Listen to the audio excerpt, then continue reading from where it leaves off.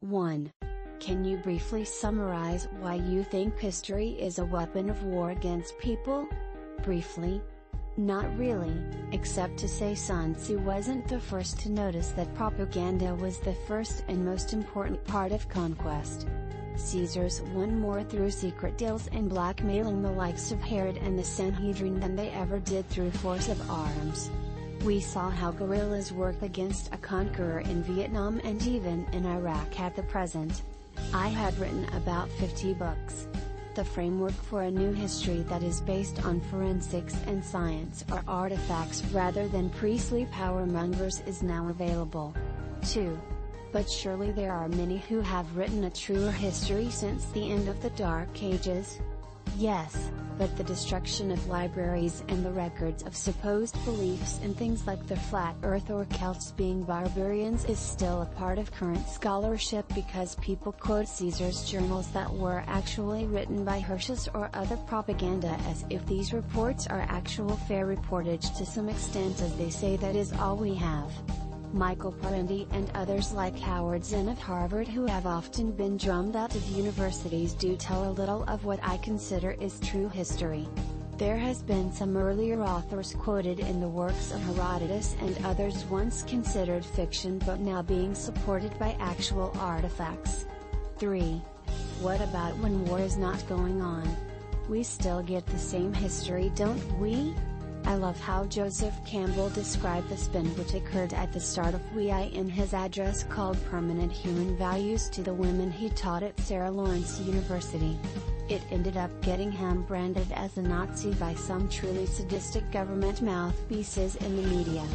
In any event, we have always been preparing for or engaged in war as I see it. 4. I recall having read that address. It was magnificent and should be required reading for everyone and covered before every movement of government towards more conflict. But surely you aren't saying that all history is a lie, are you? Campbell didn't go that far. No, of course not. There are always lots of facts presented along with dates and data that can boggle the mind of a good statistician. Mark Twain knew a lot about lies, damn lies and statistics though. 5.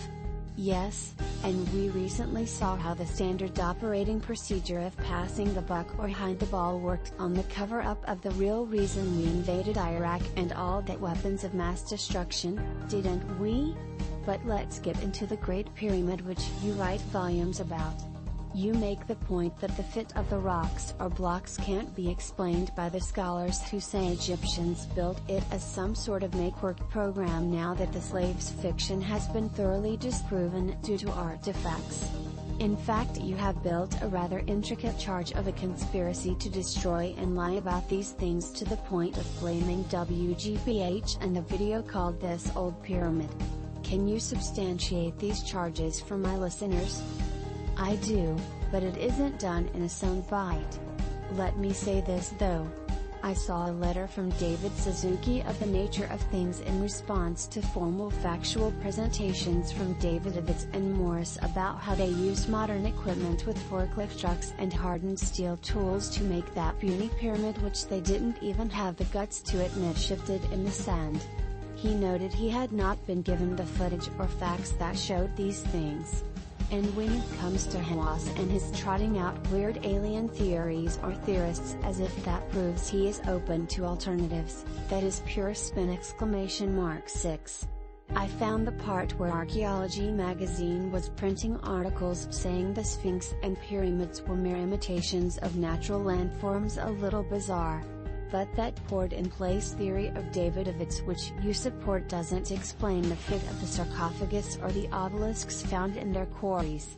I support that as just one of the technologies they used, and you are right, it cannot explain a 1/150th inch tolerance in the littlest sarcophagus that never had any human remains in it.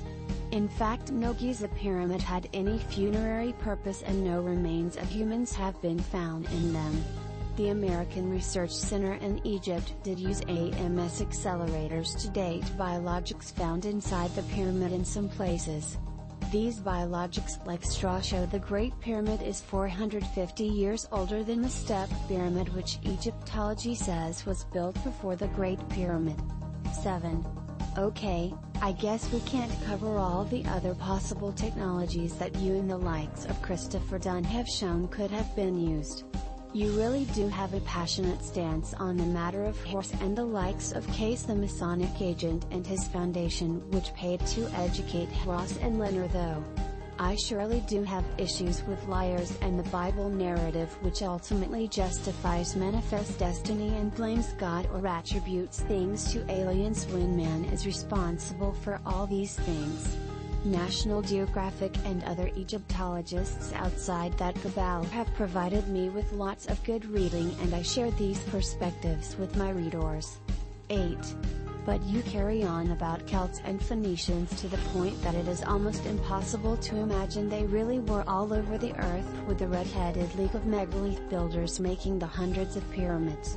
And some of the uses of the Earth energy grid they are built to enhance, which are located or aligned with, are really too fantastic to accept for someone who has not studied all the sources you quote. I know that, believe me. There are no simple or true black and white answers that you can answer tests with in order to get a better grade.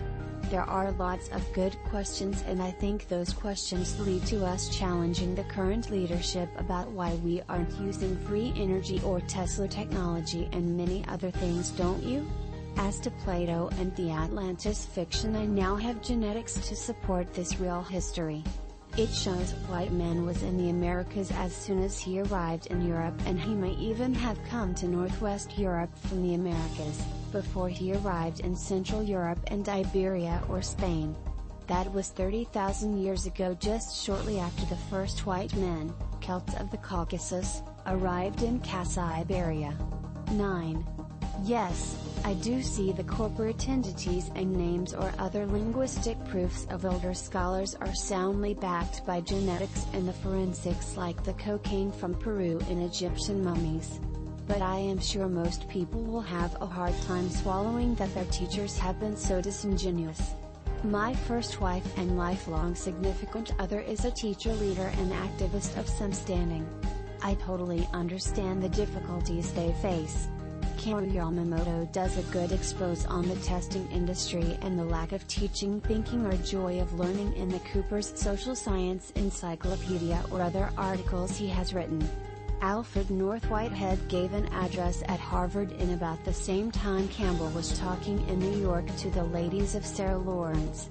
He makes a good case for the kind of real education that should have been occurring, as do many others since him. How can a teacher pierce the veils of propaganda and all the lies, as well as babysit kids whose parents were never taught to teach in the first place?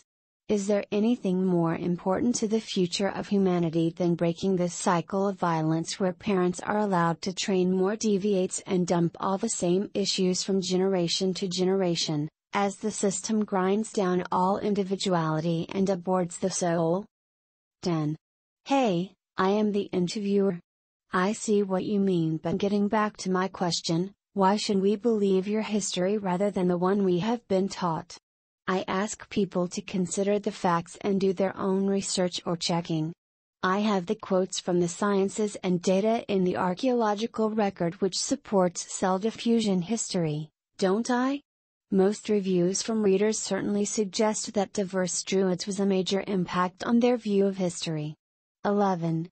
You say that the builders of the Great Pyramid, or architects as the Septuagint calls the family of Jesus, are still connected or part of what forces really govern us today.